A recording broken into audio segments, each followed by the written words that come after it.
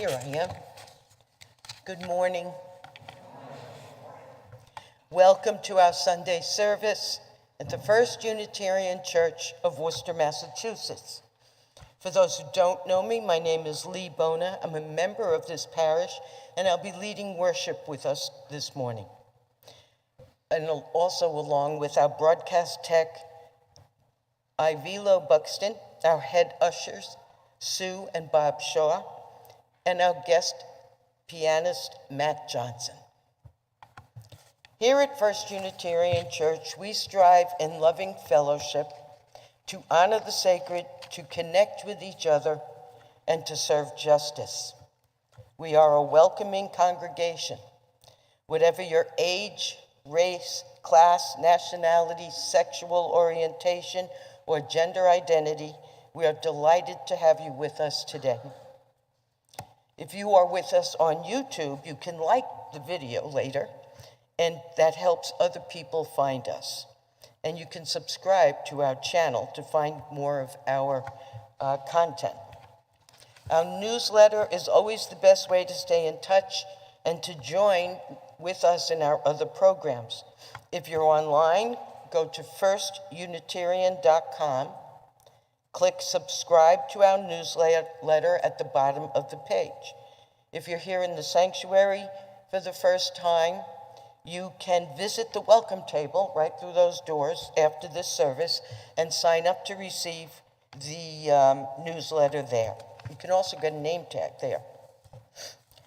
Sue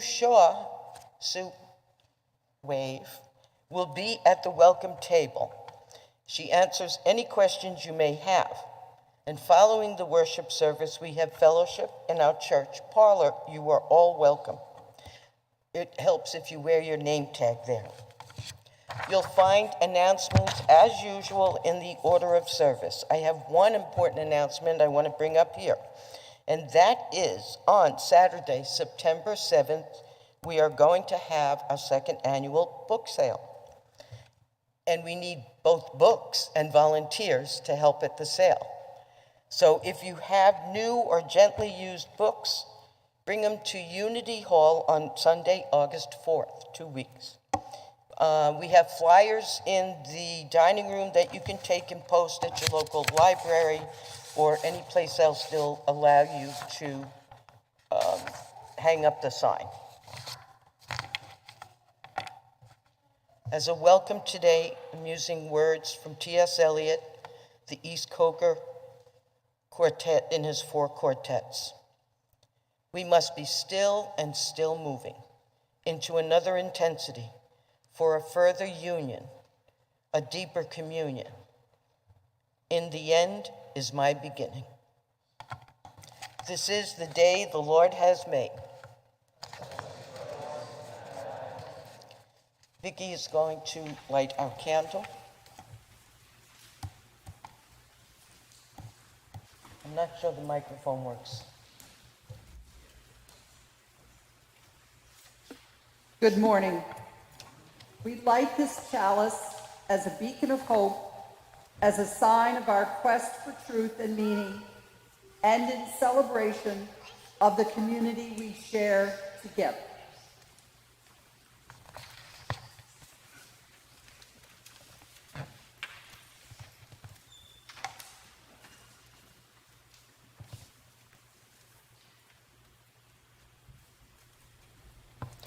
Please rise in body or spirit to renew the covenant of our church as printed in your order of service, and it will be there on your screen.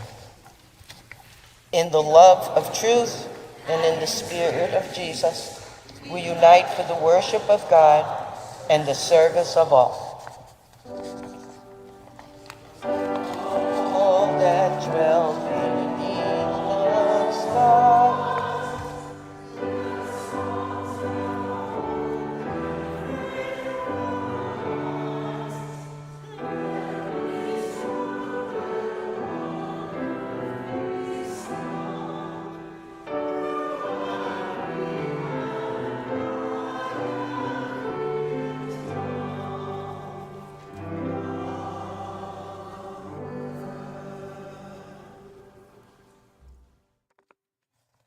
Be seated.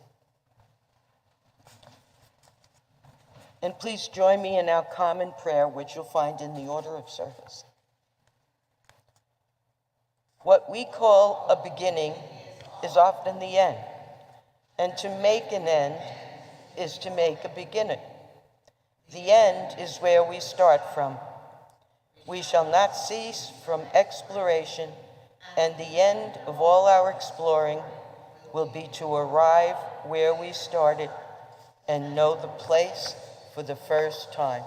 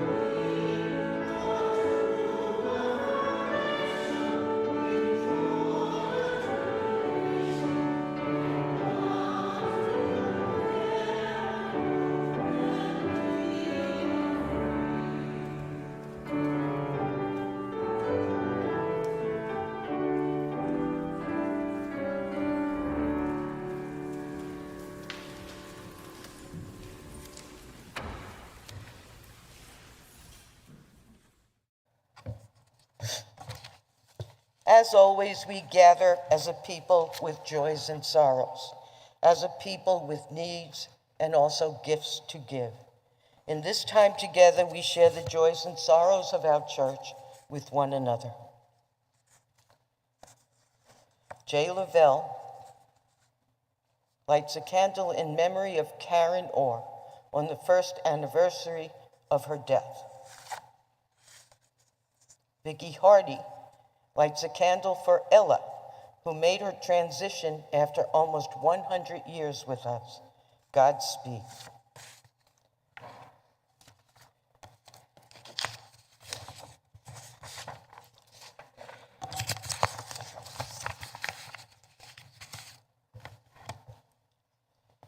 I would also like to add something today in the sense of a gift. Most of us have been here for quite a while. We know Peter Weiskell and Kate Sheehan, and most of us know their son, Paul. And some of us know that Paul's life partner, Sarah, 37 years old, lost her battle with cancer on July 1st. Paul was with her to the end. She passed away in hospice, but before she did, she asked her sister to give everyone they knew a message from her. And the message was, live your lives fearlessly, but with compassion. Drink it all in, but be good to each other. Devote time to the arts and humanities. Challenge institutions, and by all means, defend justice. So please join me in a moment of meditation as we hold these petitions and our own prayers in our hearts.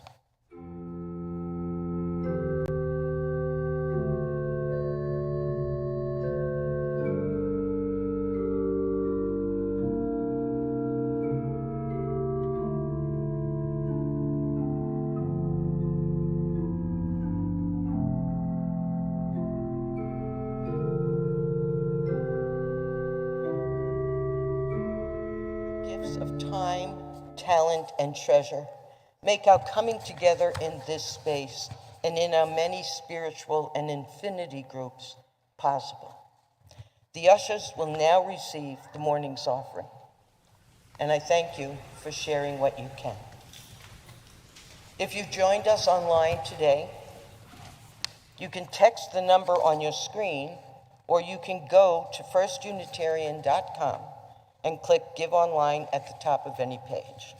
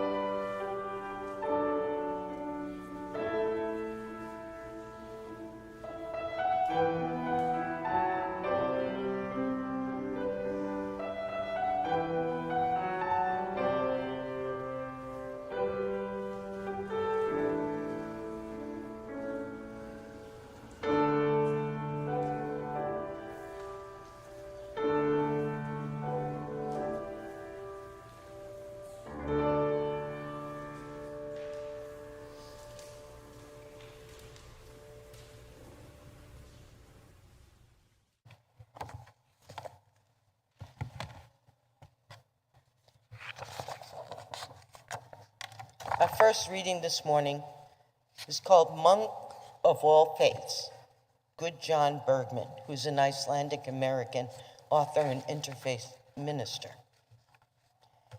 He was known as the monk of all faiths. For over 40 years, he traveled the world, staying in monasteries, temples, churches, caves, tents, synagogues, with gurus, with Sufis, yogis, mystics, shamans, philosophers, religious and non-religious families alike. Like a chameleon, he took on the attributes of their traditions. He prayed with them, he ate with them, he meditated and served as they served, living each religion to the best of his ability. He had never written anything, never given interviews, never broadcasted any message, yet word of his peaceful interactions with people of all faiths spread. Those who had heard about him were curious. Why did he go on such a difficult journey? How did he get along with all those different people? What had he learned? One day, the monk agreed to answer questions about his journey for the first time. A small group of men and women gathered, eager to hear what he had to say. A young man said, "Tell us, why did you choose to live with people of all faiths? Why not settle on one path?" The monk smiled and said, "Growing up, I traveled the world with my parents. I was around people of all faiths and no faith.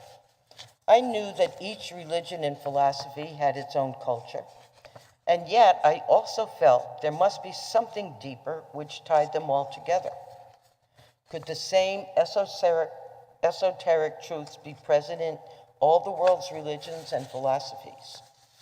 I scoured through the words of Moses, Krishna, Jesus, Buddha, the Prophet Muhammad, the Baha'i faith, Sikhism. I explored First Nation wisdom from Africa, Scandinavia, the Americas, and Australia, and I read books in every tradition. Their teachings, stories, and methods fed my soul, and I found considerable overlap. But something was still missing. I was like a traveler at a train station who spent all his time reading travel brochures and never went on a trip. In that spirit, I reached out to places of worship and to families of different religious persuasions all over the world, from Texas to Norway, Japan to Argentina, India to Israel. It seemed like everyone wanted to show me the beauty of their beliefs. In every instance, I prayed, ate, meditated, and served as they did.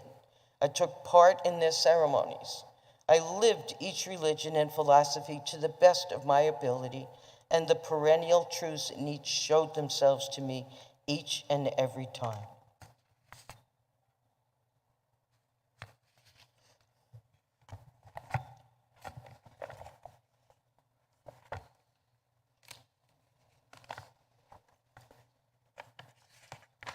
Oops.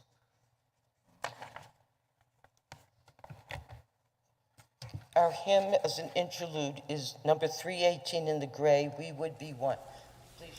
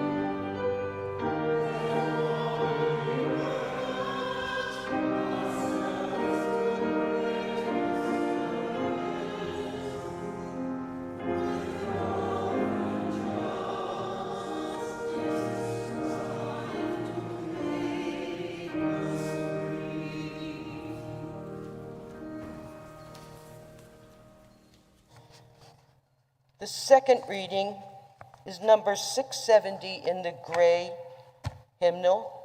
It's a call and response.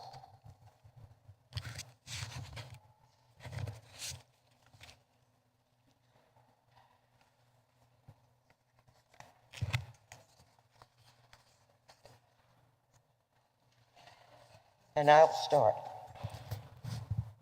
Friend, I have lost the way.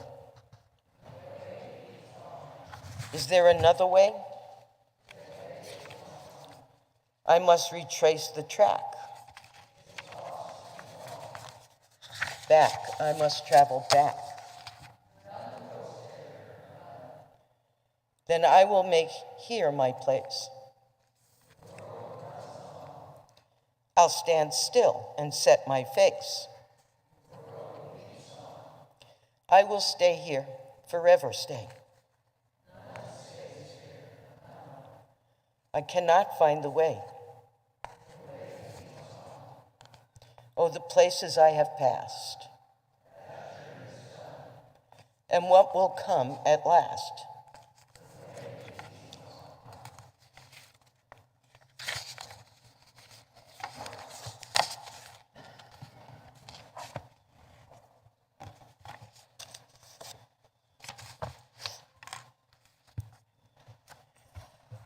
"24 years ago, I walked into Unity Hall for a Sunday service. It was my first time here.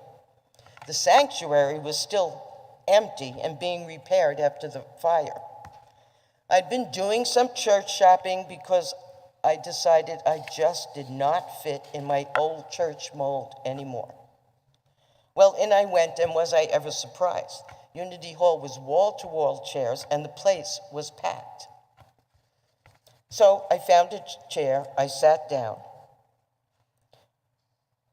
and they looked around and said, this is more people than I've seen in the last 3 churches together that I've been to. The sermon was excellent, and I came back 2 more Sundays after slinking out after that, before I was comfortable enough to go to hospitality. That first time I went, I wound up staying a very long time, and I learned that there were very few members of this church who had been born into Unitarian Universalism. Most everyone in the church didn't fit in their old churches anymore either, and had found the UU church. I remember distinctly driving home that day with a big smile on my face, thinking, cheese and crackers, a whole church full of misfits. I love it. And I decided to stay. Needless to say, I continued attending, and I signed the book in 2001. We didn't have a new member classes back then. But, you know, being an attorney, I did my homework. I read all I could about UU and its history and the Free Church in Worcester and all the UUA governing documents.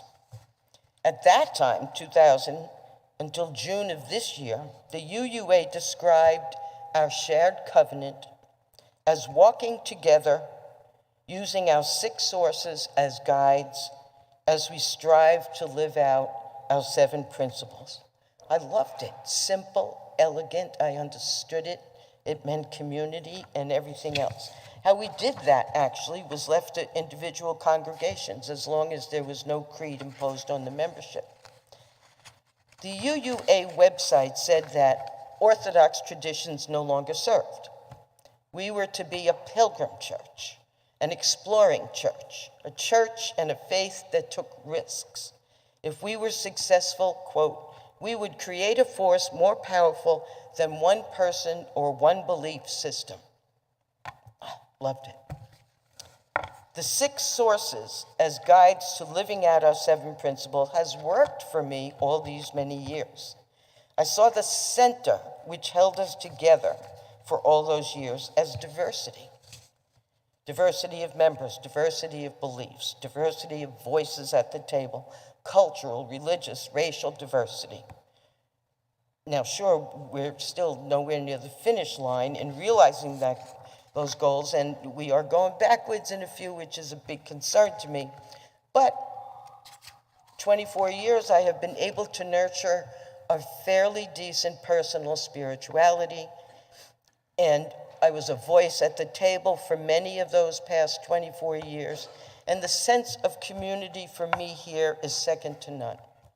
I felt needed, relevant, a necessary part of the body. I was happy.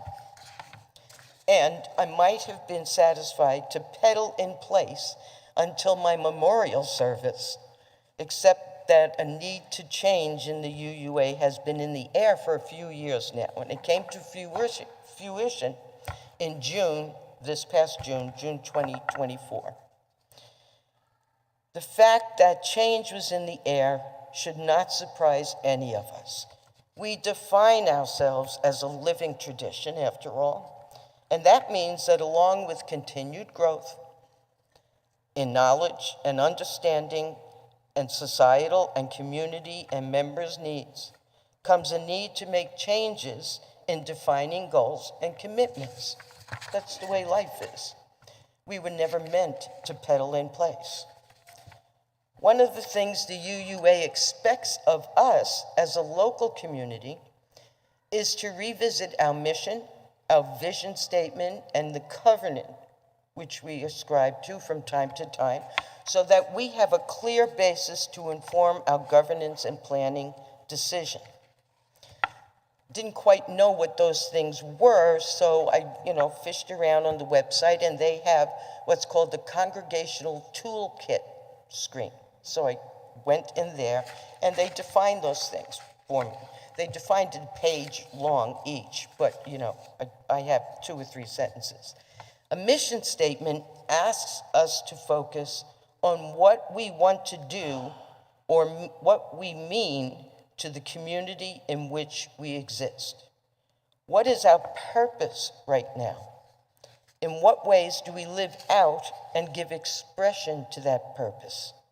A vision statement defines the goals and the aspirations for our future, what we want to be known for in the larger community, or what changes we're aiming to influence.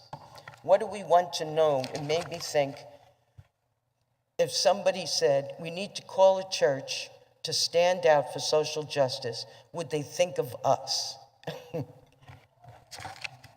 A covenant responds to the question, what are the qualities that sustain our life together as a congregation engaged in a mission? Again, there was a whole page there. It didn't make too much sense to me, so I went online, and there is a Reverend Lisa Ward. She's a minister at First Parish in Milton, Massachusetts, and she had beautiful words for this. She says, a covenant is not a definition of a relationship. A covenant is the framework for our relating to each other on this shared journey that we take. It might claim, I will abide with you in this common endeavor. It might say, I will be present as best I can in our becoming. It might be, I will facilitate all voices being heard, even if accommodations have to be made. It can say what you want, but it's what we commit to being and saying to each other on our journeys. The fact that change is inevitable and unavoidable should also not be a surprise to it. There's no getting around change if we are to continue as a faith alive and relevant in our worlds. As a matter of fact, change, I think, might be the one provable truth we have on this earth. Even those who pass away continue to change, except the dead have no control over what change happens and how it happens. We do and can have control over that. Now, in the same way that the UUA sort of lays this expectation on local societies to monitor the status quo, its bylaws also mandate that corporate body also makes room for review on a regular basis. Article 2, which we'll be talking about today, of the UUA bylaws contains the covenant of the congregations that make up the Unitarian Universalist Association of Congregations. That's the corporate name. Article 2 also includes the 7 principles and the 6 sources, as well as the purposes that set forth the association's mission. Now, Article 15 of the bylaws mandates that Article 2 be reviewed not less than every 15 years, but sooner if important issues arise. This jumping back and forth and knowing that's why you pay attorneys so much money. Now, a 2-minute bit of history here. The American Unitarian Association and the Universalist Church of America consolidated in 1961. They never called it a merger because they didn't want to merge, squish everything together. They wanted, a place for everything both of them wanted. The original language noted the 6 principles, but there were no sources cited in 1961. Now, that was overhauled as a result of a review in the early 80s, and at that time, the 7th principle, affirming the interdependent web of all existence, and 5 sources were added. The 6th source, Earth-centered traditions, was added in 1995. Some slight changes in language were made after that, but the language remained largely unchanged until 2020. Now, for some religious institutions, the equivalent of Article 2 would be regarded as a permanent statement of faith. Ours, however, is a living tradition. We commit ourselves to regularly revisiting our principles and purposes to ensure that we are relevant as we grow in understanding and experience. Our principles and purposes need to grow as well. That old adage, new occasions teach new duties. We must be continuously examining our principles and purposes to see what's missing, to see what is no longer important, and whether the language communicates our core values to the current times and the people who live in it. We're now well into the first quarter of the 21st century, and our association has grown in its understanding of systemic oppressions such as racism, ableism, heteronormative beliefs. However, many people felt that the language in Article 2 did not reflect those learnings. Their feeling was, and I agree with that, words matter. If the words are not in there, then people don't recognize themselves in it. And that was of great concern to the board. What the board did in 2020 was call together a commission. Once the commission was called together, with nobody in it yet, the board of directors for the UUA steps out. At the next General Assembly, the General Assembly elects 5 people to be on the commission. They have subcommittees. They operate completely independently of the board and don't report to the board. They simply report to GA every year. It usually takes 3 or 4 years to make a change because they have to propose it. It has to be voted once, and then they have to go back, do work. In the 4 years that this Article 2 Study Commission convened, the one in 2020, over the course of its work, the commission engaged in 45 feedback sessions and 3 amendment discussion workshops in person and online. They had 4,611 total participants. Their videos reached 7,765 viewers, and their 29 surveys generated a total of 10,925 responses. Wow. And I don't know how I missed the whole dang thing. I mean, I didn't, until I read the final project, I said, holy mackerel, where was my head with this? I mean, did everybody else know about this? You didn't either? Yeah, good. Final approval. Grown in its oops. Oh, sorry about that. Anyway, final approval of the changes was needed a 2/3 majority vote in the members at the June 2024 General Assembly. It actually got just over 80% yes votes. Individual UUs and their congregations are welcome to continue to hold and value the 7 principles and 6 sources format, which were adopted in 1984, as a meaningful part of their faith. However, it's no longer Article 2. There's been a complete rephrasing there, which made me a little nervous because I liked Article 2. It's what I bought into when I got here, and I feel like I've been living it, and now they decide to change it, and nobody asked me. But I struggled a bit.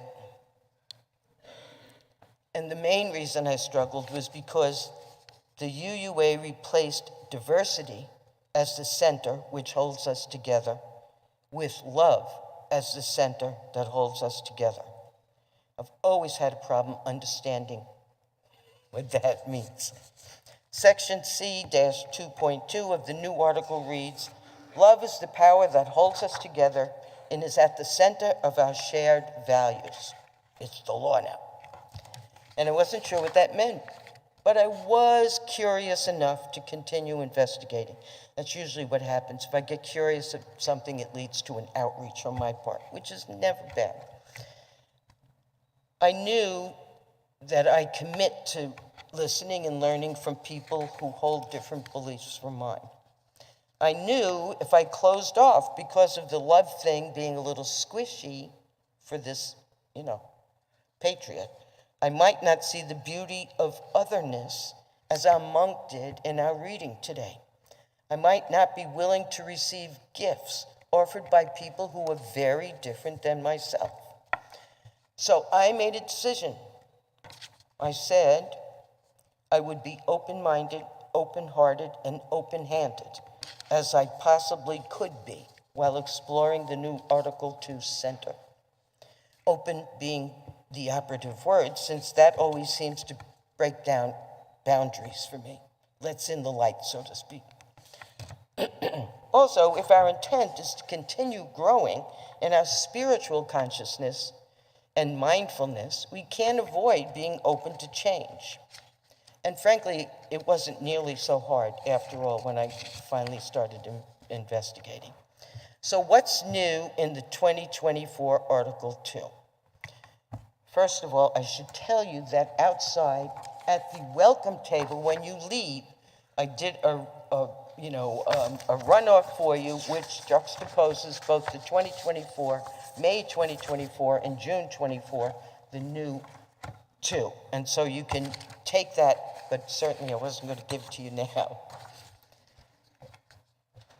So what's new in Article 2? Well, it's much longer, and it would not be amenable to being memorized, which I really liked. And I thought, geez, the kids could at least leave and have, the 7 principles memorized. They're not going to be able to this way. However, I really could not deny the beauty of the language that was used in this new format. It's just striking. I found it very meaningful for this day and age and for the issues that we face in the UU and, outside. For one thing, focus on the 6 shared values we now commit to are independence, equality, transformation, pluralism, generosity, and justice, with love as their center. You can see the picture that they generated for that on the back of your order of service today. I have to say, in those 6 values that are there are everything that we ever read and knew in our principles, just rephrased, with a little bit more added. In describing each of those values, the first paragraph for each one defines the value, and the second paragraph inserts actions related to that value which we covenant to abide by. Actions. Wow. But why not when you think about it? It's not what we say we believe that really counts. It's what we do. So the actions are there. Nothing says you must, do this action 3 times every year or something like that. But there are suggestions of actions we can take There's a summary sheet out there, it'll spell it all out. For now, I'll just mention an example or two. For instance, under pluralism definition, we celebrate that we are all sacred beings, diverse in culture, experience, and theology.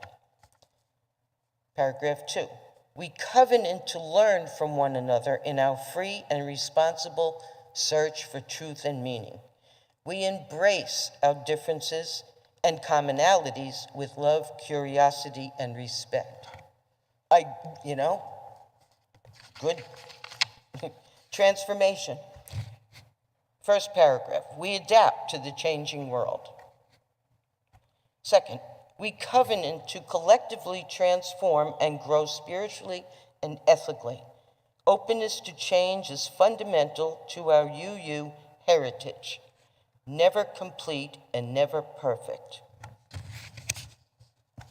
Everything we had in the bulleted lists, all the wording, just differently expressed. And really, I loved it. I thought it was beautiful, which of course meant that now I had to do the work defining love for myself because it kept using the word.